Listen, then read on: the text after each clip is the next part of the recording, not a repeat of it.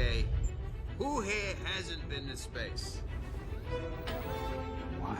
You better not throw up on my ship. Approaching jump in 3, 2, 1. And honestly, like, a lot of me... I'll preface this when I go into these shows. It's just like whenever I went into Ms. Marvel with you guys, right? Or whenever I went into this by myself in my house. I literally go in just trying to watch the show for what it is. I sit down and I try to go, what are you trying to give to me? What are you trying to tell me with this show? What am I supposed to see? What story is the So writer with telling? Ms. Marvel, it was very, I was like, okay, young kid, in love with superheroes. She happens to be Muslim girl, you know, whatever. Going through, great show. Great fucking show, right? Thought it was excellent. Was it my fucking show? No. It wasn't for me, but I thought it was excellent for what they were trying to do here. But it's like they fucking attacked this bitch before the show even came on. It is this, like, deviation from the white people, deviation from the standard comic book of what they want to see. And they're already doing it with She-Hulk. Before this fucking episode came out, they were just waiting for the first thing to latch onto. Well, and see, this is why this conversation is going to be interesting, because we are on, obviously, as you know, before we started, we were talking about this. Two different sides of the fence. I see both sides of this, and the reason I see both sides of this is because before the general audience even saw She-Hulk, the critics or the like I call them, the special select group of few that get to see the first 4 episodes of these shows every time. The reviews for this were they were phenomenal. At first, there were a couple, like I said, that people that were like, it just wasn't it for me. The start's slow, it was choppy, the editing's weird, the stuff, some of the dialogues. There were a few, but overall, the general audience thought, this is great. I love this show. It's a fun time. It's this and this is that. Where I said after our reaction was, I think they fucked up by only giving them 1 episode. Yeah. Because like I said, we still have 3 more days, because it comes out Wednesday nights. We still have 3 more days until... After you said that, I realized how right you were, too. Yeah. Imagine if they would have dropped 1 episode of WandaVision. Yes. That whole week, one episode, even after that whole second week, the talk it would have been, got shit on. That's why they did not release that only 1 episode of WandaVision, because after that first episode of WandaVision, you remember. I'm not sure how many people would have came back if they would have only dropped 1. Say a little bit of a difference is this. On the first episode of WandaVision was kind of a what the fuck for people. It was a what the fuck. But the first episode of She-Hulk was not. But that's not that. But imagine, bro. Because imagine. So I told you, I'm on a journey with some friends that are watching Marvel. So for the first time, we watched WandaVision, and they were ready for WandaVision. They were, because Wanda is one of their favorite characters, so they were ready for WandaVision. After that first episode, they were like, what the fuck is this? Mm-hmm. And it wasn't like a, what the fuck? I'm curious. It wasn't like a, is this the whole show? Yeah, I don't want to watch the rest of this. Right. So, but that's what we're saying. Imagine if Disney and Marvel would have just given us that 1 episode. For a week. No, yeah. During the pandemic era, when we have nothing to do but talk about it. Boy, it would. It would have been the like I said. That's especially why I said with the talk around her character as well. First impressions are lasting impressions. Word of mouth. The word of mouth on She-Hulk is what's killing She-Hulk. Right. Well, right. And see, but that's where, to me, She-Hulk is supposed to be written to be this funny, almost Sex and the City-esque, quirky lawyer, show involving a Hulk, right? And that's kind of the dynamic to it. And this is the last time I'll bring up Ms. Marvel on here, but sometimes you gotta realize, bro, this shit ain't for you, right? Like that's my big argument to it, is like, I'm sure we'll get into the misogyny discussion and her discussion with Hulk, but like, again, that was a call written by women, acted by a woman, for women that the show is made for, right? So all of us fucking dudes that want to just hate on it, it's like, it kind of ain't for you. Just like Ms. Marvel kind of wasn't for you. There was something they were trying to represent, and like, you can disagree with how her opinion is, but you're not her. You don't have any, that's kind of the point. It's writing itself, dude. And there's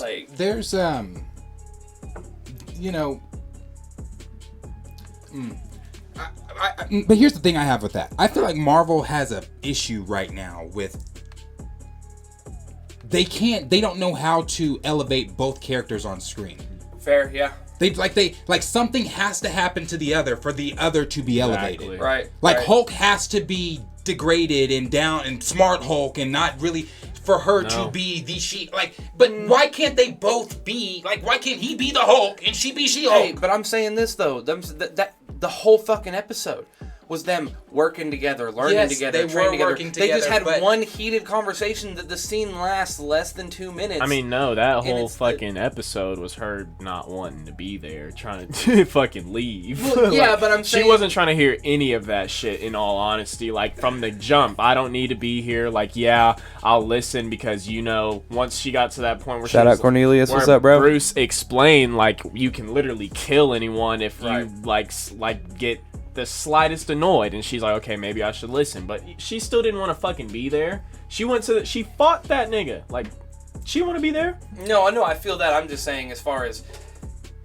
the episode wasn't them tearing each other down, though. No, I'm not saying that. They're not tearing each other down, but she wanted nothing to fucking do with that. Hold on, before we even get into the rest of that, because there's other things I want to get into in this. Yeah. This is not something I typically do.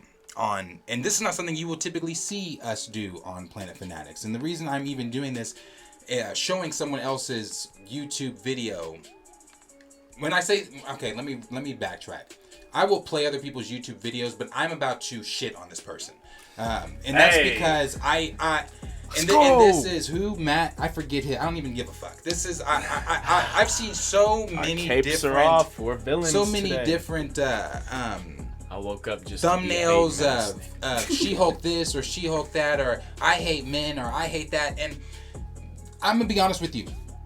Like I said, I see somewhat of the both sides. I'm trying not to contradict myself in some of the things I'm saying. But I want to play some of this. So we're gonna listen to what he has to say here.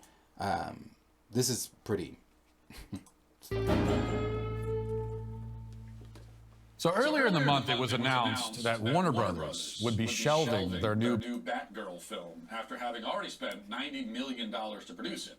The move was devastating for Batgirl's fan, but it made sense from a financial perspective. The studio realized that the film would be a massive, embarrassing flop and decided that they'd rather just take the tax write-off than cut their losses.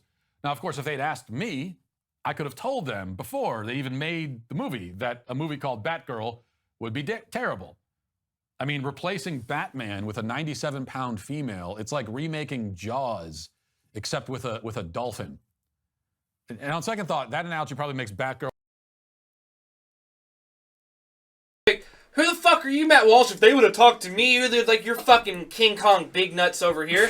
My thing is there is a Batgirl. It's the comment. It's comments like that bother me. It's the comments like that saying replacing Batman with a 97-pound. First of all, if you don't know Batgirl's nobody's story, getting exactly. Yeah, not only that, but let's get into replacing Batman, a billionaire who can lift 1,000 pounds, over 1,000 pound bench press. About You're the in a Bat fucking family, they world. all work together. If you know anything about the Bat family, they all work together. So it's the comments like that are out there that are that I can't get behind with the She-Hulk. That with was your shitty. Problems with She-Hulk. Yeah, no, we'll continue it. I'm just saying that was shitty. We're talking about a fantasy universe, right? Where people have powers, people can do. I mean, do you think men can bench press 1,000 pounds? Like, it's not like. Yeah, bro. Get off Batman's You're gonna replace her meat, with bro. a 97-pound female in a fucking fantasy world? Fuck yeah, bro. What can she do? Let's find out.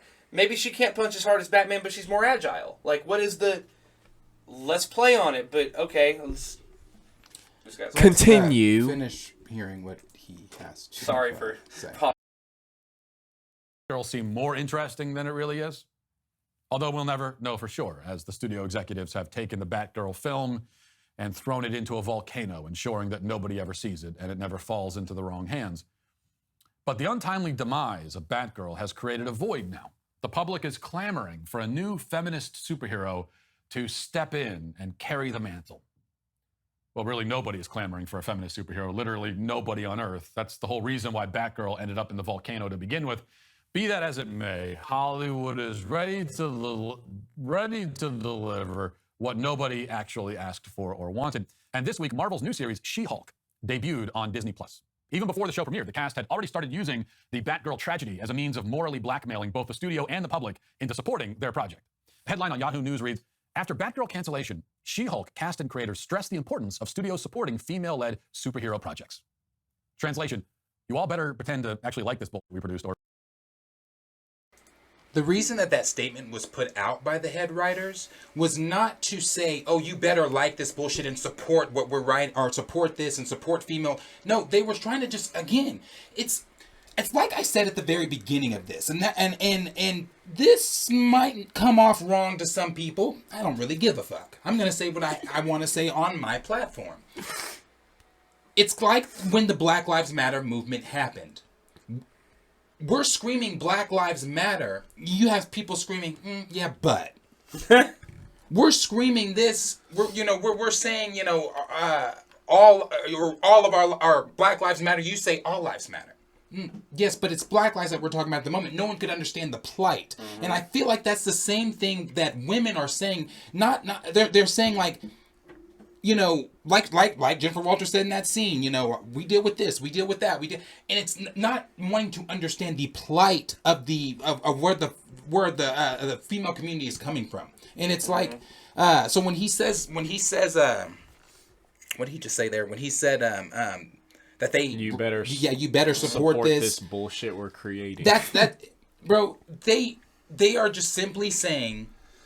To support female superheroes. I didn't even hear support. It's important for it to be made so that if people want to watch representation, it, if people choose to view it, they can see that this is a choice of representation for anyone, or like just anyone who could relate to it. Right. It could be a man. Like it could be some lawyer who's dealing with anger issues, it could be literally anything. Like the smallest bit of relevance can connect you to anything when it comes to you're watching anything fictional. Like my favorite hero is Doctor Strange, and I have not shit to do with that nigga other than like I feel like I'm just as arrogant as him. Like, well, this yeah, nigga, like that's chat, it. Like, tell me if I'm crazy for this. I said this earlier, but I'm gonna say it again, especially because this dude, he's going on. He made the 95-pound or 97-pound female comment to this and that. I said this earlier.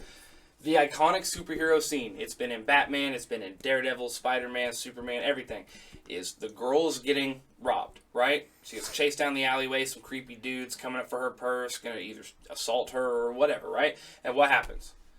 The superhero comes in, whoops their ass, I saved you, lady, and saves the day. Fucking money shot, people are nutting everywhere, buy your comic, they love it. For years, right? People loved that scene. I mean, they literally recreated it in the Daredevil's most recent time. I remember seeing it. But you give the woman a power. You give the woman the chance to stand up to the catcallers that are going to chase her. It's the same scene. It's the catcallers bothering her. But She's she going to can get save attacked. herself. But she can save herself. Or she can go, yo, I'm fucking tired of these dudes that continue to do this kind of... Oh, I don't want to hear that. She's a 97-pound woman, and the men need to save her. It writes itself, you incel fuck. Like, no, I'm sorry. There's no way a woman 6'7" in green, like right. No fucking shit. Like, you want the woman there. It's kind of like we used to talk about during Miss Marvel about the taxi driver, right? They want the Indian guy as a taxi driver. They want the woman there as the prop for the man to save and be a big bad hero, right? But like the woman's going to talk to you about her problems, even though, and this is something we'll get into, but even though the woman might not be correct, right? She might be, saying her opinion on it and has some character growth on certain things. They don't even want to hear it. Or it becomes feminist woke bullshit. Right. Oh, okay, in a fantasy world where all these men have superpowers, give a woman a superpower and you're just on some woke shit. Like... Yeah, that's, I mean, he says more here. I want you to hear the rest of what he has to say. You're all sexist. The message is made clear in the article. Says Marvel boss Kevin Feige was among the first to reach out to Batgirl directors Adil El Arbi and Balil Falah, who also worked on Miss Marvel, to express his support after the cancellation news. Likewise, the team behind She-Hulk shared their sympathy. Quote, "It is so hard to imagine the disappointment that those filmmakers must be feeling because these projects take years," says She-Hulk director and executive producer Kat Coiro. "I've been working on this for years, and the idea of it never seeing the light of day is, well, it must be crushing." She-Hulk has long been regarded as one of the most powerful feminist icons found in the pages of comic books, making the arrival of Attorney at Law all the more impactful at this particular moment in time. Coiro says, "It's exciting because just her very existence is a feminist. She's large, she's in charge."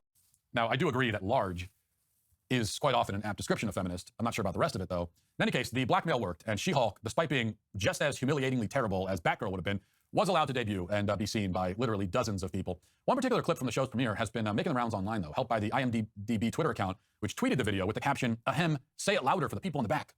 The clip shows She-Hulk lecturing regular Hulk about how difficult her life is. Because, of course, the whole reason audiences flock to superhero shows is to hear their favorite superheroes complain and feel sorry for themselves. Here's the clip.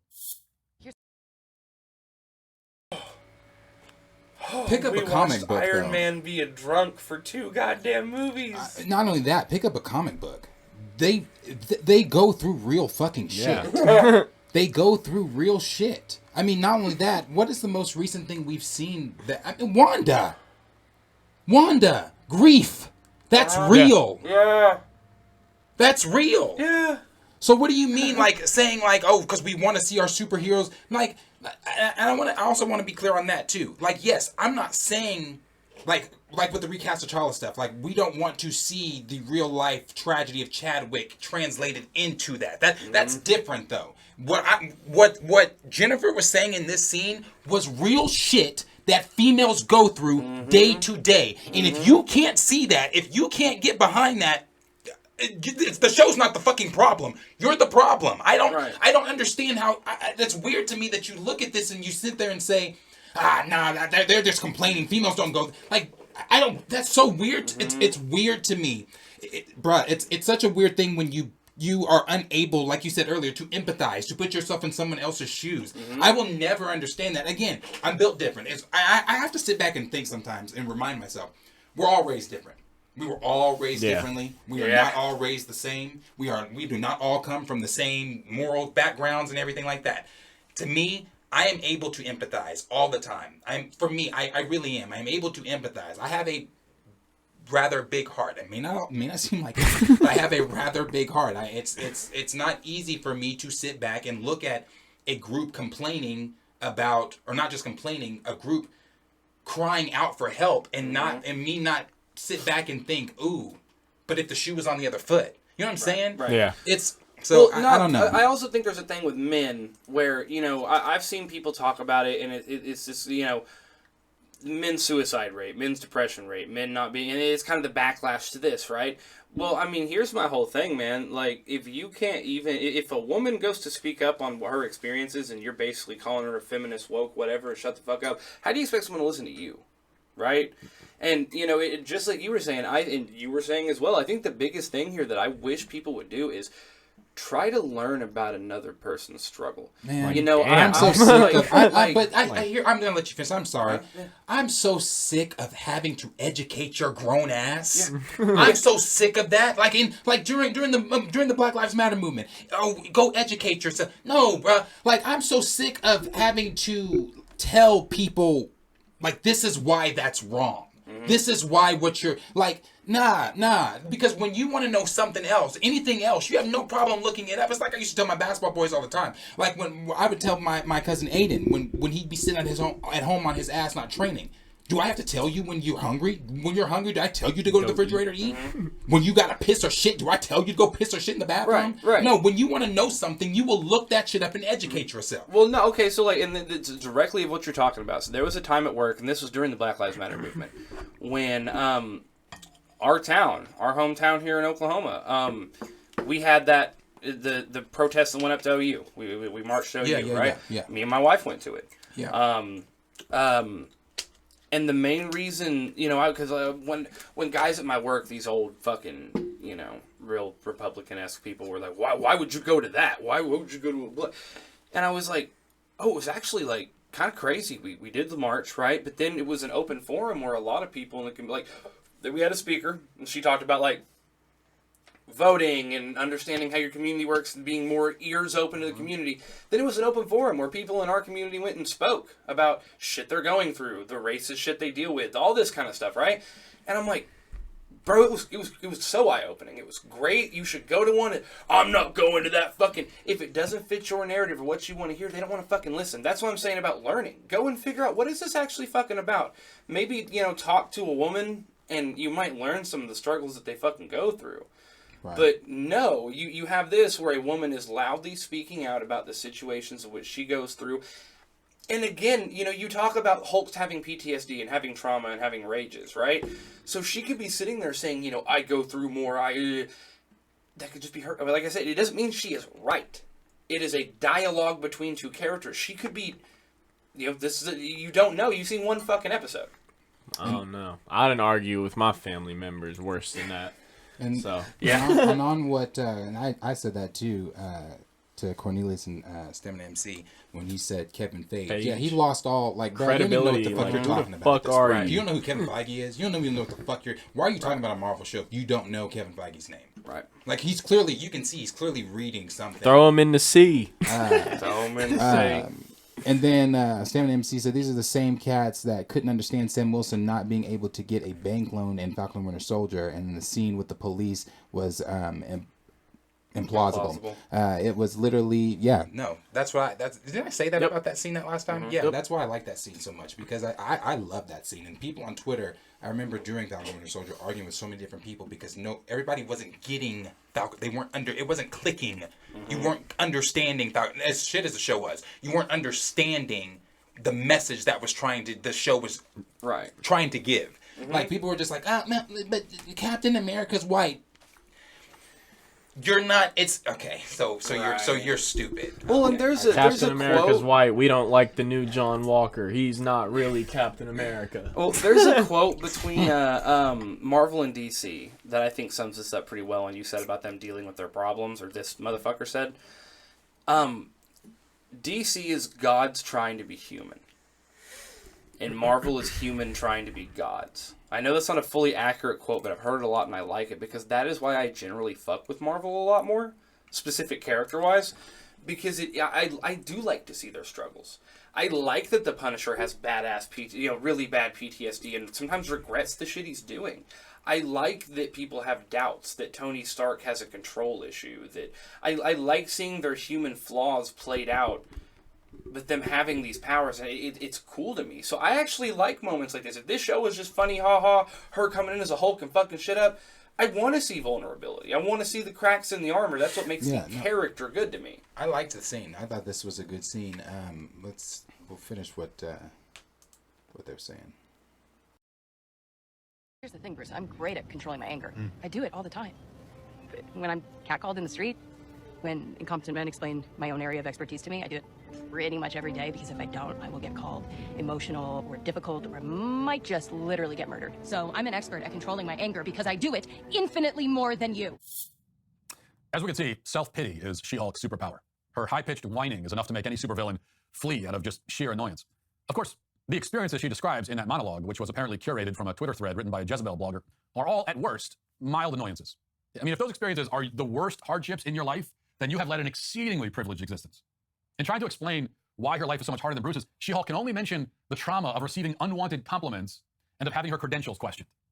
And she then says that she can't complain about these experiences because if she does, she'll be insulted or murdered. The interesting thing about this claim is that it's not only delusional and insane, but also self-negating. She clearly has no problem complaining and is quite eager to do so. And far from being killed for it, she's instead hailed as a hero.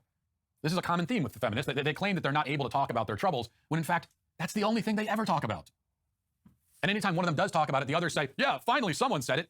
What do you mean finally someone said it? This is all, we've heard this 1 billion times. But simply exaggerating your own sufferings is one thing. You know, we can all tend to fall into that trap sometimes. The real problem with She-Hulk's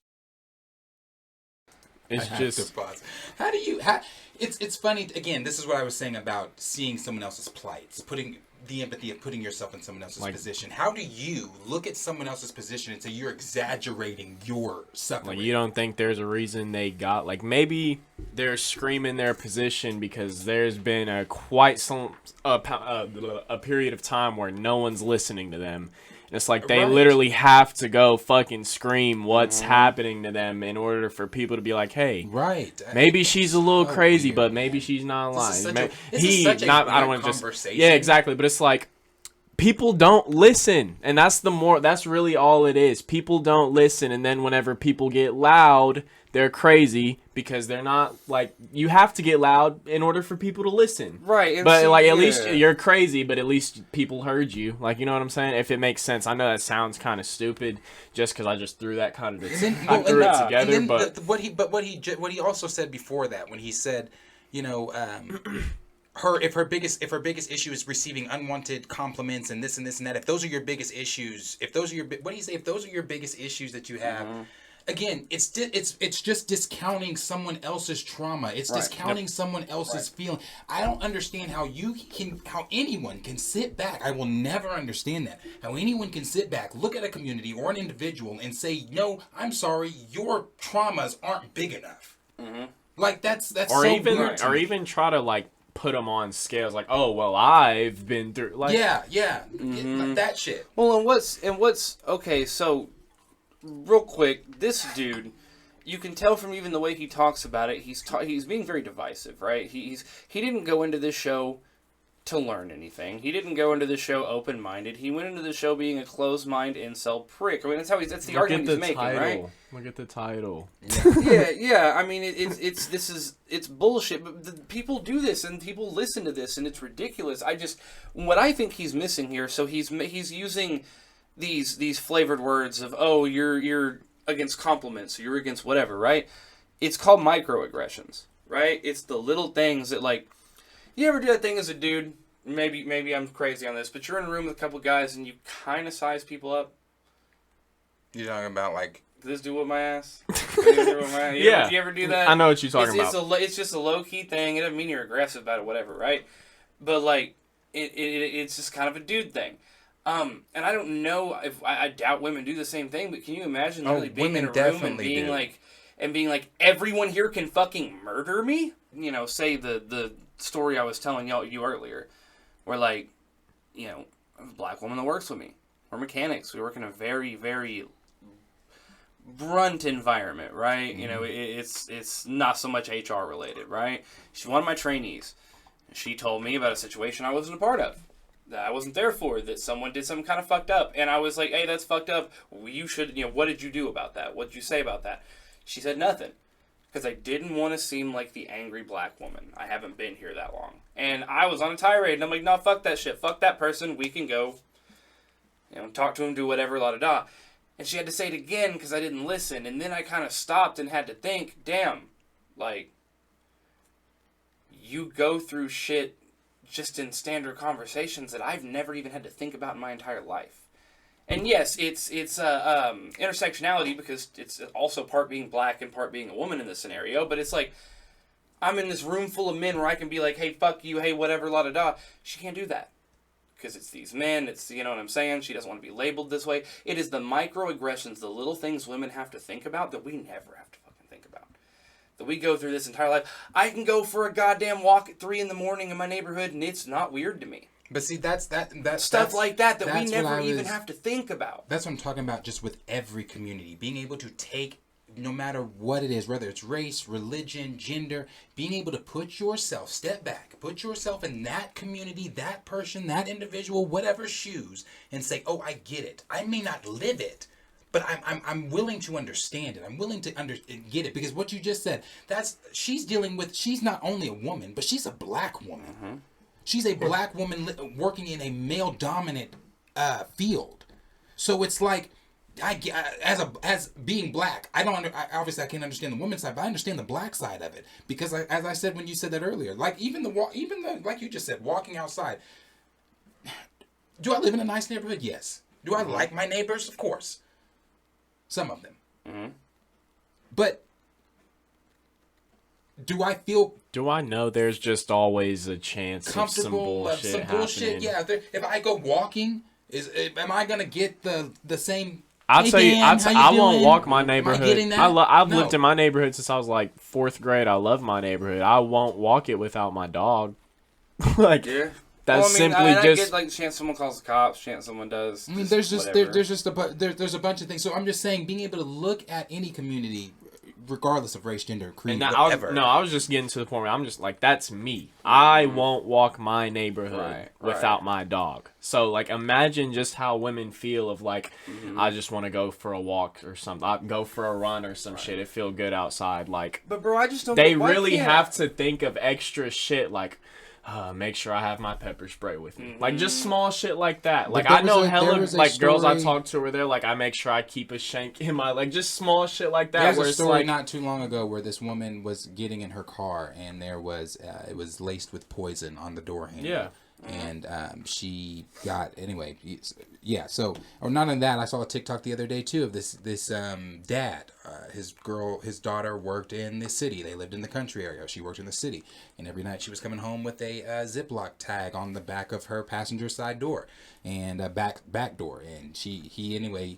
It happened for a week. He called the police and asked his police friend and asked what that means, and he was like, immediately cut those off and stop letting her fucking drive to the city alone because she's getting tagged for sex. Like, you know, there's a lot of things that we as men don't fucking think about that women have to go through. Every time I see one of those videos, I always share it on my story. I'm like, damn, y'all ladies, be careful. Because there's a lot of shit out there that I don't ever think about grabbing my fucking door handle after I come out the store. I never think about when I'm jogging at night, or I don't jog, but you know, people that might jog at night. I need to carry my pepper spray. I need to do this. I need to have like my when whistle. I get in my car, I don't like check my rear all view around. mirror. Yeah, Yeah, like I'm not making walk sure around people my are car, following checking. me. Yeah, Bro, no, we were at the bar, and they'll be real quick on this. We were at the bar one time, me, my wife, and two of her friends, right? And I'd gone to the bathroom, and I guess some drunk dude literally walked up, had like nachos or some shit, and literally walked up to their bar table and was like, "Hi, ladies," just brought himself into that scenario, and they were all kind of like, "Oh shit," and dude was clearly drunk as fuck, saying his wife had just left him, and la-da-da, and he continues to do that until I walk up and I sit down at the table, and he's quickly gone, and I was just like, "Oh, who was that?" And they were all fucking spooked, you know what I'm saying? Because he had the power to do that. And they were scared to say anything, because what's this drunk dude going to do to me, right? It's just them little things that go on. Yeah. That, like, I'm just fucking drunk dude that just took piss, sit down, whatever. But you know what I mean? And I hate that with this, it's like, why can't women have something? You know, that's my big complaint, because I watched y'all's reaction. literally. And when that awkward punch scene happens, right? In the courtroom, y'all both were like, that's not it. That's not good. And that's fine. You can not like a show and it not be good, but you're doing the same thing you did with fucking Miss Marvel and just attacking it because it is a woman's perspective and her talking on it. The last thing I want to say really on it is, like, it's episode 1. It was a 30, like, maybe 29 screen time minute episode. And niggas picked one conversation to just in my opinion, I've talked to a couple friends and they've all liked it. They've agreed the same things I've said. The Hulk, he had a couple corny lines, but then like the story, like the origin story of the first episode is one of the best like Marvel's done. Like the quick, got to the point, understandable, like, and so what I'm saying is like they want to take one conversation out of the whole first episode that they don't like and try to make that little conversation represent the whole show when we've literally only seen one episode.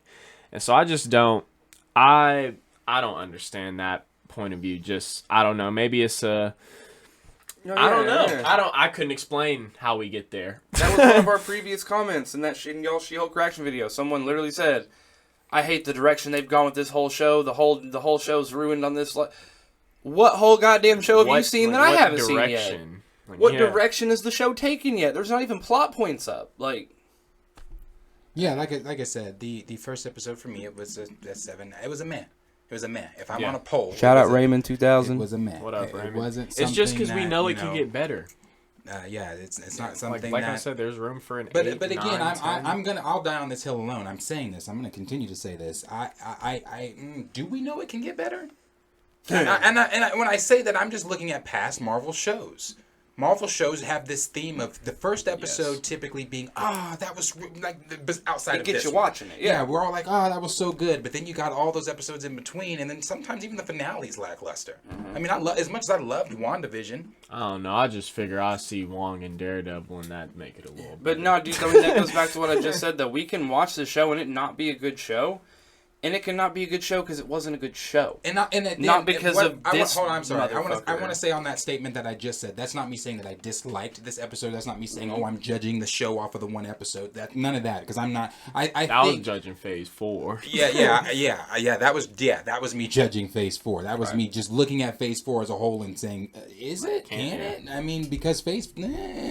Somebody, I mean, we had a comment that I agreed with. Season 3, which I've seen this on Twitter, Season 3 of The Boys is better than all of Marvel's Phase 4. Yeah. I mean, you look at season 3 of The Boys and you look at Marvel's Phase 4. Come on, bruh. How many things out of Marvel's Phase 4 are we really vibing with more than... I mean, I vibe with every episode of The Boys in season 3. Yeah. Right. There wasn't a week of The Boys where I was like, shit, oh, that was okay. Every episode I was like, holy fucking shit. On all spectrums of holy shit. From hilarious on everything, to fucking, yes. like... From the action to the comedy to the drama to the drop your jaw moments. Bruh. It was a lot of... It was The Boys like when was Soldier great. Boy tells Homelander, you're a disappointment, fucking... Like, Yeah. the hype I felt, like, dude. And so that's, and that goes back to this Marvel stuff, though, where it is always kind of like corny humor. It's always slapstick kind of. These shows, they just haven't been like top tier ranking shows, and that's fine. But that goes back to what I said. You can not like the show, or you can think the show is lackluster or whatever. For the actual show being bad, not because you don't like that a woman is talking. Yes. Now that's what I'm at too. That's the bullshit I'm behind. I'm not on the whole. Like I said, I see the thing about her telling that to the Hulk, like saying like I deal, like I said earlier, I deal with anger infinitely. Like we're talking to Bruce Banner here, who's tried to kill himself because he literally walks on eggshells trying not to get angry. So I do see that, but at the same time, if you can't understand what she's saying in that, that's not her degrading Hulk. Like I've seen people saying, oh, like I've seen a thumbnail with her yelling with a bubble saying, I hate men. Like, bruh, that's that stupid shit. That's corny. That's that stupid shit. Like this, like Matt Walsh or whatever the fuck his name is. That's that stupid shit. Like your title, Marvel She-Hulk takes the crown for feminist BS. That's everything he has said. Like the comments from MC or Stamina MC said. A lot of this shit is disingenuous. What he's saying, like he's like the argument he's making, none of it is. It's all falling flat. Yeah. Everything he's saying is falling flat. Well, how long was that scene? That was just. I'm sure it's less than 2 minutes, right? Remember when you saw it on Twitter? It's like 1 minute and 39 seconds. What scene is that? Where she's talking to Hulk and says she lied. So you're taking 1 minute and 39 seconds of an episode, and have you watched the rest of it? Because that's not what goes on for the rest of the fucking episode. Even in the comics, I know we're not supposed to, compare the comics, whatever. That's kind of the point of She-Hulk. She can do things that Bruce can't do. Yeah. Like we saw that. Like when she got angry at him, turned into She-Hulk, and then he said, see? And she said, no, I don't see. And turned back into Jennifer. She can do that. And he said, no, we're treading on new territory. Because he didn't even know. Yeah. Like, pick up a fucking comic. Pick up a fucking book. A lot of these people that view these MCU shows, as I said before, not just MCU shows, view the MCU material in general. That's their first time ever interacting with whatever character the movie's about. Right. And they come in thinking that they know everything about the character. Pick up the source material. You want to know about the character. Don't go to YouTube. Don't Google or don't YouTube. What is it that those titles? Who is She-Hulk? Who is She-Hulk? Let me know about go pick up the source material, read it for yourself, and understand who the character is. Understand the character's backstory. Bro, like this shit. Like if you don't got it, I guarantee you, there's a comic book store in every city, and I guarantee you, them motherfuckers are $2 to $5. Yeah. Go pick one up if you want. It's not that hard. At our local comic book shop here, if you really gave a fuck that much. Movie comes out for Marvel, DC, whatever, they always have, like when Moon Knight came out, they had all the Moon Knight. A display section, literally. When She-Hulk's out now. They've got She-Hulk comics out right now. So if you want to pick, I don't know what your comic book stores look like, but if you want to pick up a comic book, whatever. They got that for us in Oklahoma. So I'm just assuming it's everywhere. Just understanding the character, like I said, I don't want to view anything else that Matt said, because I didn't even finish his video when I watched it myself. I really don't want to. I get what it's he also, was look on. at how many of these motherfuckers just hate her. People are, like I said, I'm quite done with this conversation.